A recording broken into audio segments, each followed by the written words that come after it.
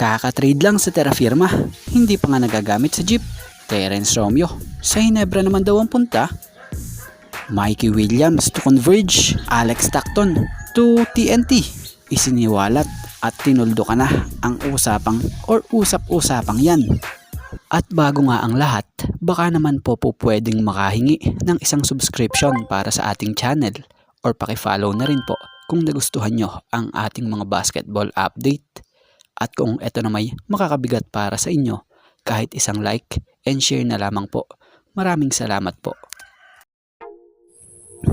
At about naman dito sa topic nating ito na ating nabasa sa post na tong Barangay Hinebra Forever, na kung saan nakasaad rito na source said, si Terence Romeo ang nag-request ng trade kay Boss A para mapunta sa Hinebra. Pinadaan lang muna siya sa Terra Firma. Gusto niya maglaro sa paborito niyang team at naging team ng idol niyang si Mark Agiwa bago siya magretiro. So para sa opinion natin dito mukhang malabo ang gaya sa sinasabi rito. Dahil kahit tayo, naniniwala tayo na hindi ito magre-request ng trade sa SMB Ngayon ang ganda naman ng naging pwesto niya dito.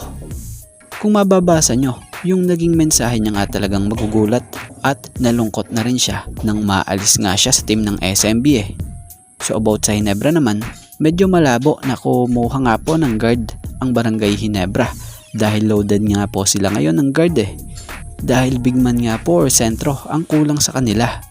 So about kay Terence Romeo naman, ngayong nasa Terra Firma siya, i-grab na nga niya rin yung pagkakataong ito. Ibalik niya yung gaya ng laro niya dati. At pag tumagal-tagal possible pa na baka pwede siya na mapunta sa gaya ng Hinebra or sa kahit saang team pa dito sa liga. So magaling naman siya at pwede pa nga po talaga dahil bata pa. 32-year-old lang siya So abangan natin kung ano ang magiging journey niya sa ngayon dito sa Terra Firma. So, ilang araw na nga rin na pumutok ang bali-balitang Mikey Williams for Alex Stockton na kung saan umabot na nga ang balitang yan sa kilalang Converge Governor na si Sir Kayabyab. So bago nga dyan, putulin muna natin saglit. Sino nga ba si Mikey Williams at sino nga ba itong si Alex Stockton? Sa mga hindi gaanong familiar kay Mikey Williams, siya lang naman ang former TNT Rookie Finals MVP taong 2021. Siya yung guard na napakahusay rin talaga at wala kang masasabi sa mga galawan or laro niya sa court.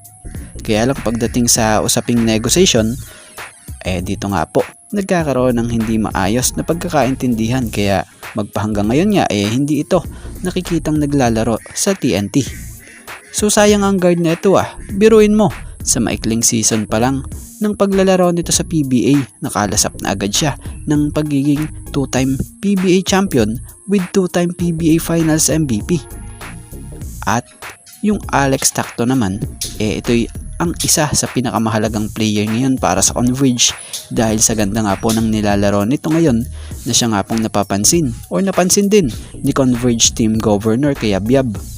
Speaking of Converge Team Governor, siya lang naman ang pumutol at sumagot ng usaping trade umano raw sa pagitan ng Converge at TNT na kung saan mapupunta yung rights ni Mike Williams sa Converge at si Stockton naman ay sa TNT. So para sa nasabing Team Governor, it's a big no.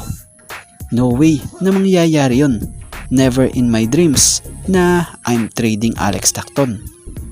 So yun, kaya sa mga nagpapakalat dyan ng mga maling impormasyon, kayo'y magsitigil-tigil na dahil malinaw nga ngayon mismo sa balita sa Spin by Rio Venterado credit po na hindi nila ite-trade si Stockton at hindi sila interesado rin dito kay Mikey.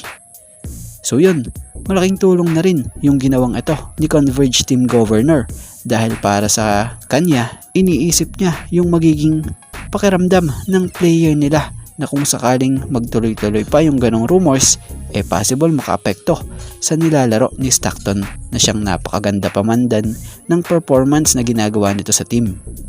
At bumubuo nga rin raw po ang nasabing team ng core na maganda.